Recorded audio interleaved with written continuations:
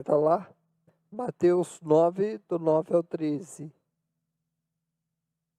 Esse texto, quando a gente, assim, à primeira vista, parece até bem insignificante, né? O cara estava trabalhando no lugar onde ele trabalhava, Jesus passou e chamou ele, ó, me segue. Ele levantou e foi.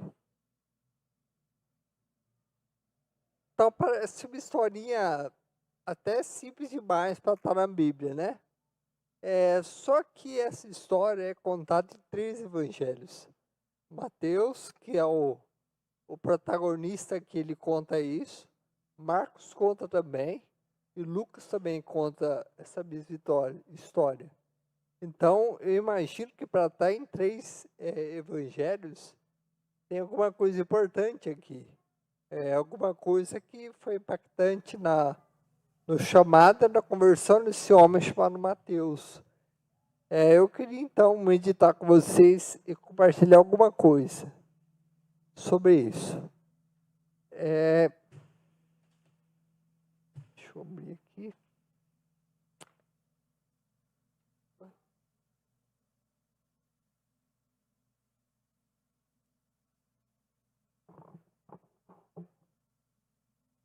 A gente não tem muita informação sobre Mateus. A Bíblia não fala muita coisa dele.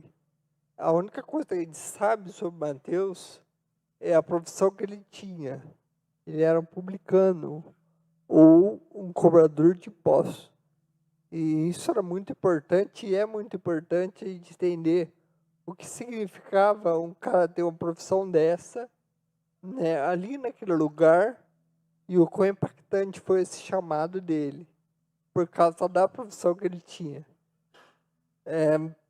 Essa profissão que ele tinha de publicano era considerada indigna pelos compatriotas dele.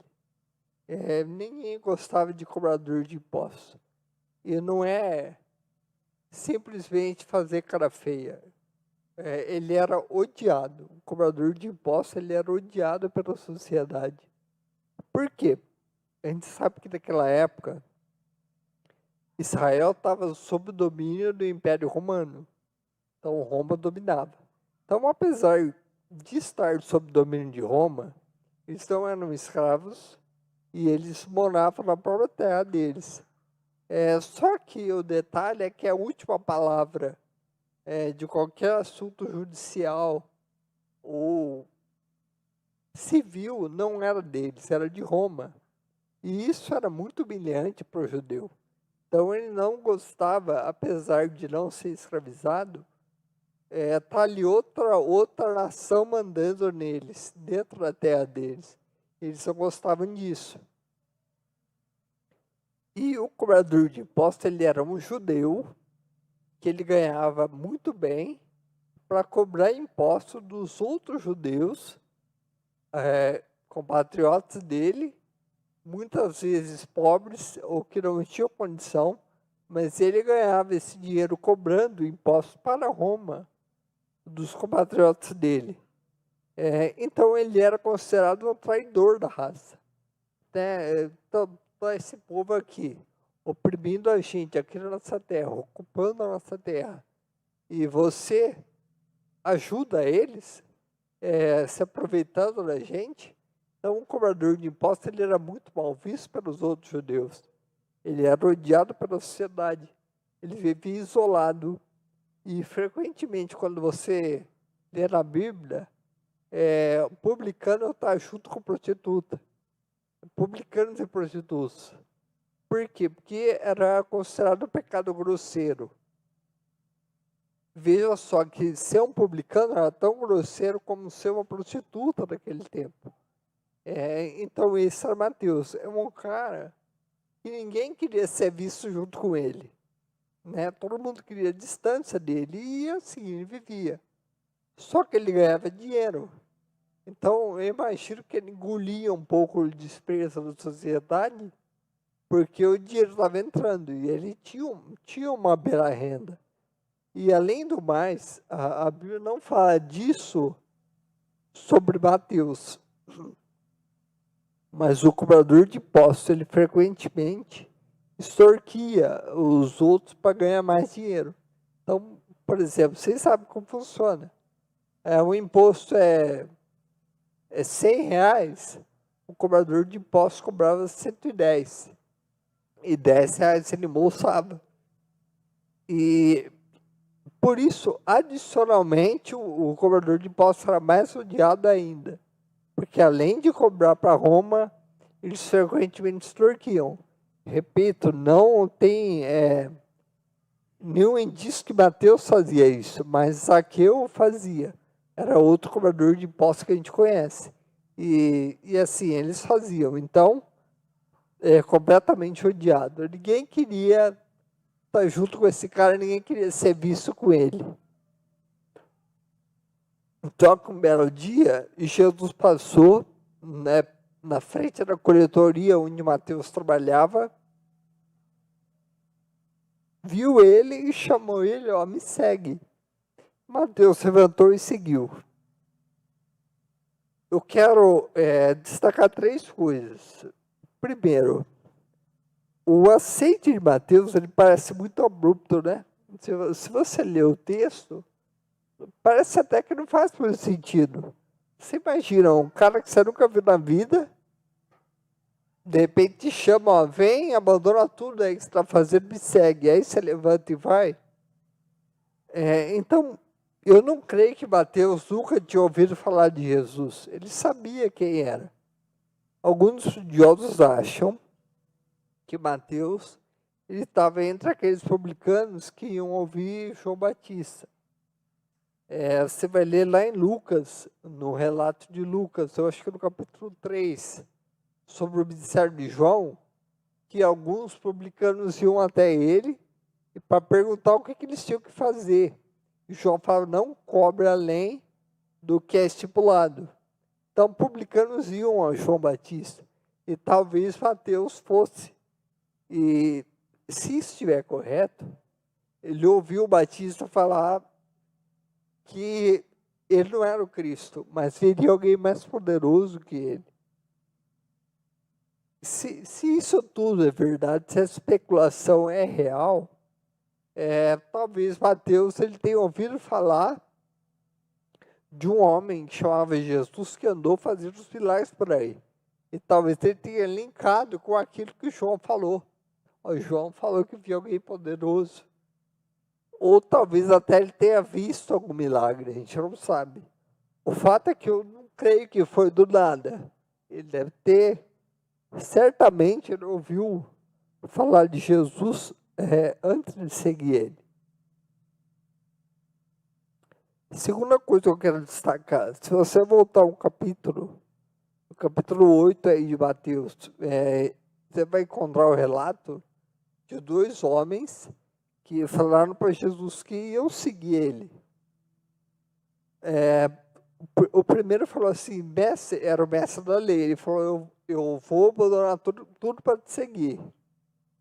E aí Jesus fala, tudo bem, só que saiba que os pássaros têm ninhos, as raposas têm covis, mas o filho do homem não tem onde repousar a cabeça. Em outras palavras, você quer me seguir, está disposto? Não tem nada de glamour, não tem segurança material e nada. Eu estou para isso, você quer me seguir? A Bíblia não fala o resto, mas provavelmente esse cara desistiu. Depois do segundo, ele fala assim, Senhor, eu vou te seguir. Só primeiro deixa eu enterrar meu pai. E aí eu te sigo. E Jesus falou para ele, ó, deixa que os mortos enterrem seus mortos. É importante destacar que Jesus não estava sendo insensível. Esse cara não estava com o pai dele no velório esperando para enterrar. Não é isso. É porque ele estava dizendo assim, olha, eu tenho muito para viver ainda. Eu tenho que cuidar do meu pai. O dia que meu pai morrer, que eu enterrar ele, aí eu venho e te sigo. Só que assim, é urgente o chamado, não dá para esperar.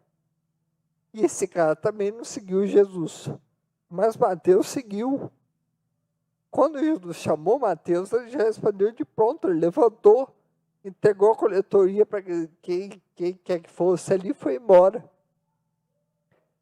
Eu imagino que ele colocou na balança. Olha, se eu continuar sendo coletor, eu vou ser rico, vou continuar sendo rico. Porém, eu vou continuar sendo desprezado e vazio. Então, é aquele tipo de riqueza que o cara não curte, fica vazio.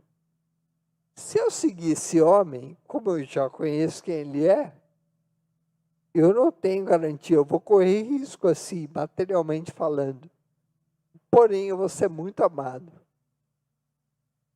Lembre-se que Mateus, ele era um par da sociedade, ninguém queria relacionamento com ele. Agora aparece o mestre e fala, me segue. Então, acho que na hora ele se sentiu amado, se sentiu acolhido. Ninguém falava isso. Eu acho que ele deve ter ouvido muitas vezes, vai embora, a gente não quer você aqui. E agora vem um e fala para ele, ó, me segue, eu quero você comigo. Eu acho que isso impactou muito Mateus, e ele foi. Muita gente pesa na balança e decide por não seguir a Cristo, como esses dois aí que eu falei.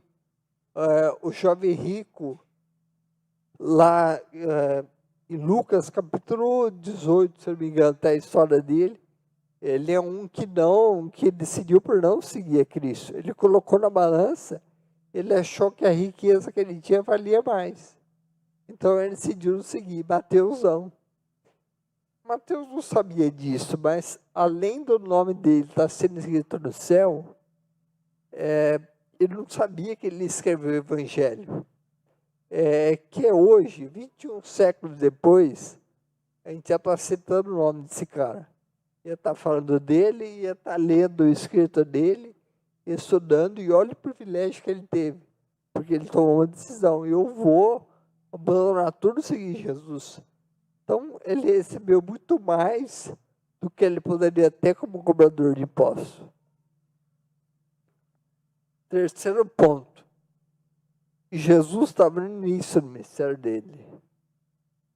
Então, ele não tinha muita popularidade ainda. Você vai ver mais para frente que tinha ocasiões que multidões vinham ver Jesus, gente se apertava para chegar perto dele e tal, mas aqui ainda estava no começo. Então, qualquer um que pensasse um pouquinho, falasse, não, para você ser bem-sucedido, popular no seu ministério, a escolha dos seus discípulos é muito importante. Quem vai andar com você? Quem que você vai chamar para andar com você? De preferência, alguém que tenha dinheiro, ou alguém que seja importante, ou um religioso de renome, pessoa, se algum membro do Sinédrio vem e segue Jesus, a propaganda ia aumentar o ministério dele. Até então, Jesus tinha chamado, pelo menos aí, Pedro, André, João e Tiago, se eu não me engano, já tinha chamado Natanael, Filipe. Não era gente importante, era tudo desconhecido. Mas eles estavam ali.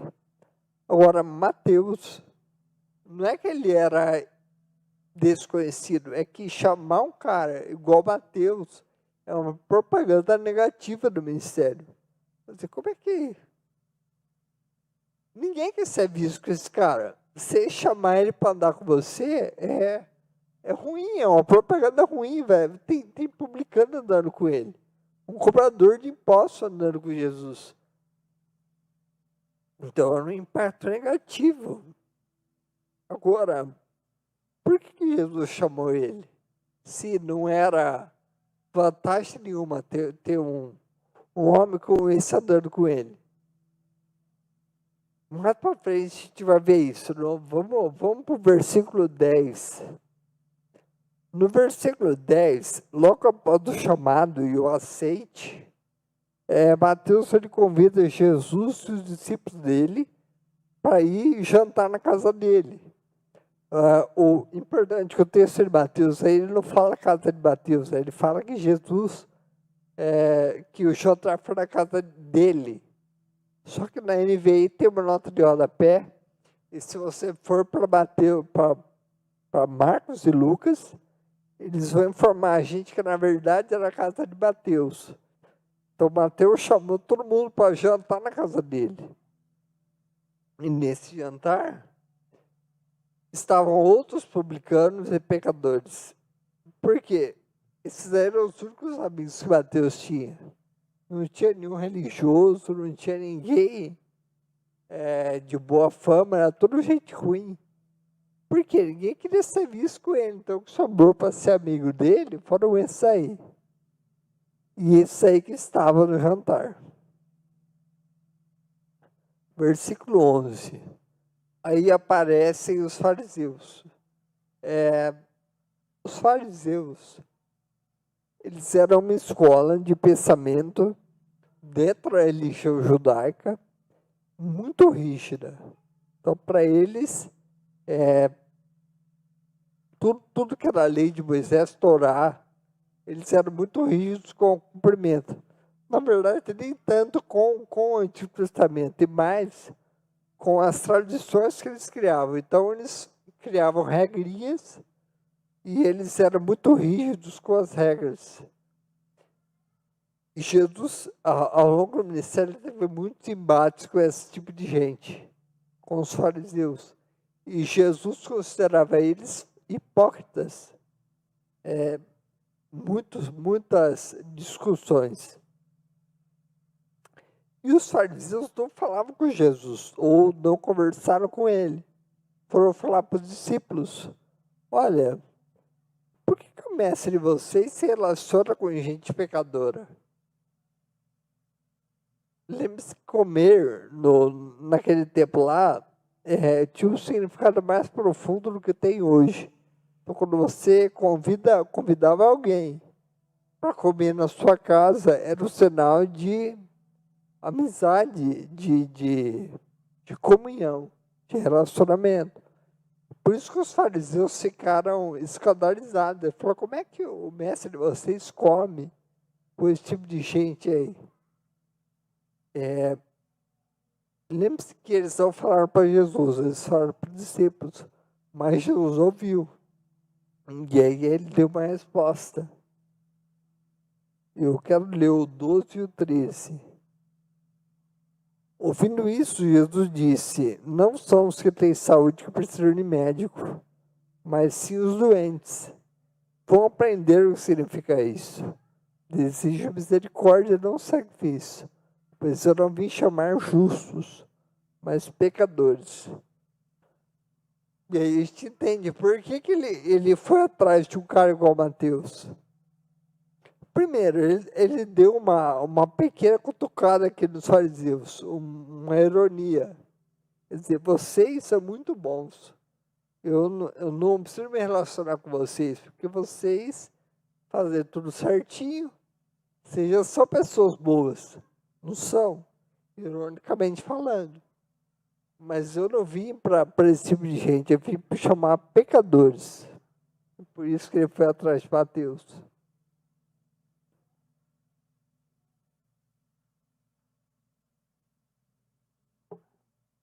É importante entender o seguinte: não tem ninguém correto, ninguém bom, que Jesus fala assim: ó, esse cara eu vou chamar, essa mulher eu vou chamar para andar comigo, porque olha que pessoa boa.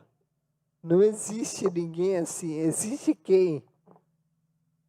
Pecadores e gente ruim que se reconhece como ruim, e tem gente ruim que não acha que é ruim. Gente que acha que é boa quando é ruim. E para esses aí, Jesus não tem conversa. Agora, para quem é ruim e se reconhece e realmente precisa de ajuda, esses aí estão bem. Porque são isso para quem Jesus veio. Então, isso explica o chamado de Mateus. Foi para gente como ele que Jesus veio. Eu quero falar com você, se você adia, Jesus te convida para seguir ele. E ele convida a todos nós. Ele convida a mim, convida você. Alguns já aceitaram esse chamado e estão andando com ele. Alguns ainda estão procrastinando um pouco.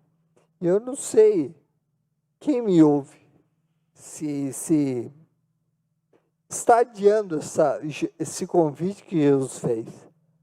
Às vezes é porque ele pensa que não tem nada para oferecer para Cristo. Por que Jesus vai querer um discípulo como eu? Eu estou todo quebrado, eu não tenho nada para oferecer. Eu estou cheio de pecado, eu tenho vícios, eu sou uma pessoa muito difícil.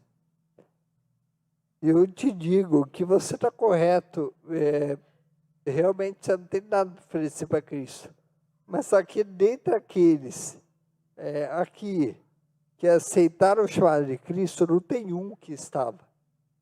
Tá? Não tem, não só aí dentro, não tem um cristão que possa dizer assim, não, eu fui chamado porque Jesus viu vantagem em me chamar, porque eu podia ajudar, porque eu tinha tanta coisa para fazer, então Cristo me chamou por isso. Mas não tem um, nunca teve nenhum. Jesus não precisa de ninguém. Ele quer se relacionar justamente o contrário, porque a gente precisa dele. Foi por isso que ele se relacionou comigo, foi por isso que ele se relacionou com alguns aqui. Porque ele quer relacionamento conosco, ele quer mudar a nossa vida.